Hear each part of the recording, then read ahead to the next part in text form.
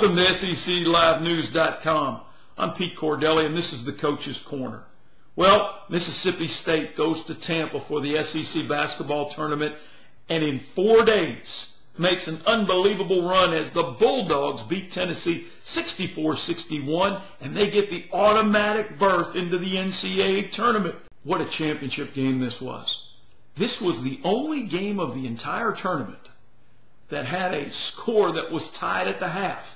36-all. You knew both teams were just going to fight and scratch and claw, trying to win this championship. Mississippi State obviously had to win to get into the NCAA tournament. And for the first 3 minutes and 20 seconds of the second half, the Bulldogs hold the Vols scoreless. Then there was another stretch of 4 minutes and 37 seconds where the Bulldog defense rose up and prevented the Vols from scoring again. That's 6 minutes, 57 seconds in the second half. Tennessee does not score the basketball. Tremendous defense by Mississippi State. And then in the final 7 minutes and 30 seconds, the Bulldogs hold the Vols to 9 points. Its score then was Tennessee 52, Mississippi State 50. And all of a sudden, Mississippi State finds new life, but they relied on their defense throughout this tournament, and it paid huge dividends as they held the Vols to 29% shooting for the game, 21% shooting in the second half.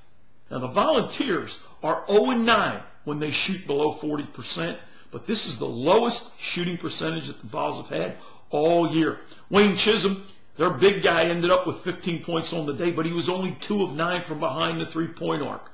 And you know, Chisholm and Jarvis Bernardo, the big man for Mississippi State, they're both from the state of Tennessee. They've played each other in high school games. So this relationship, this competition has gone on for many years. But today on the biggest stage for both of these young men, it was Jarvis Bernardo and the Mississippi State Bulldogs coming up with the winners. SEC tournament champions, which gives the Bulldogs the automatic berth into the NCAA tournament. Mississippi State coming into this tournament had to make a strong run. It doesn't get any better than winning 4 games in 4 days. Bruce Pearl was asked after the game what he thought the problem was with the Vols offense. He mentioned that it was impatience. He said we were consistently inconsistent. That Tyler Smith, J.P. Prince, Wayne Chisholm, all were trying to do too much for this Volunteer offense. And that when the game got sped up, that it went right into the teeth of the Mississippi State defense. And that's where the MVP of the tournament, Jarvis Bernardo, the big man in the paint, had 6 blocks on the day. And the Vols had trouble scoring the basketball, especially in the second half. The all-tournament team included 2 players from Mississippi State. That was the MVP of the tournament, Jarvis Bernardo and Barry Stewart. 2 Tennessee players, Wayne Chisholm and Tyler Smith. And Cravatney Barber from Auburn was the 5th player on the all-tournament team for the 50th SEC basketball tournament in Tampa, Florida. The SEC now gets 3 teams going on to the field of 64. Mississippi State, they get the automatic berth by winning the SEC tournament. They are a 13 seed, and they will travel to Portland, Oregon to take on the Washington Huskies. Tennessee goes in as a 9 seed, and they will take on Oklahoma State in Greensboro, North Carolina. And LSU goes into the tournament as an 8 seed, and they take on the Butler Bulldogs on Thursday. And that game will be held in Greensboro, North Carolina. Now, if Mississippi State can beat the number 4 seed, the Washington Huskies, they will probably take on Purdue on Saturday. LSU, if they can find a way to beat Butler, they will then take on North Carolina on Saturday in Greensboro. The Tar Heels are the number 1 seed. And you know, it's really like a home game for North Carolina. Being from Chapel Hill, they're only going right down the road to Greensboro. So the Tar Heels will have the home crowd advantage there. But LSU is a very talented team. The thing that concerns you about LSU right now, and Trent Johnson did a great job in Baton Rouge in his first year with the Tigers, but LSU, they're 2-3 in their last 5 games.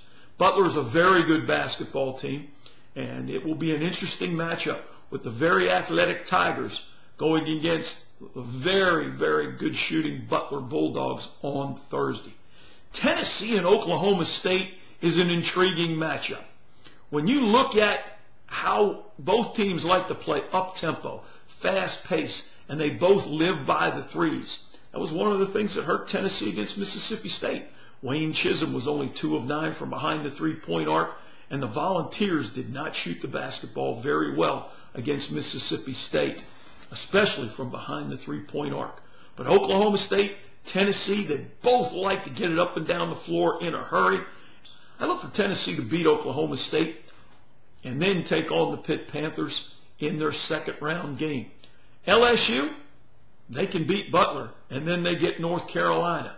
And Mississippi State, they're on a roll right now. They're playing with great confidence. They have one of the best shot blockers in all of college basketball in Jarvis Bernardo.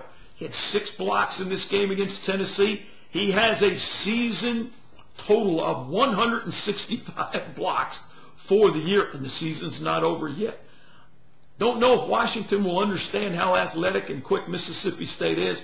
And like I said, Coach Rick Stansbury and the Bulldogs do a tremendous job of going to Tampa to win the 50th SEC basketball tournament. Good luck to all 3 teams. As Jack Crystal, the longtime voice of the Bulldogs, said, he's putting on his tap shoes so the bullies can go dancing.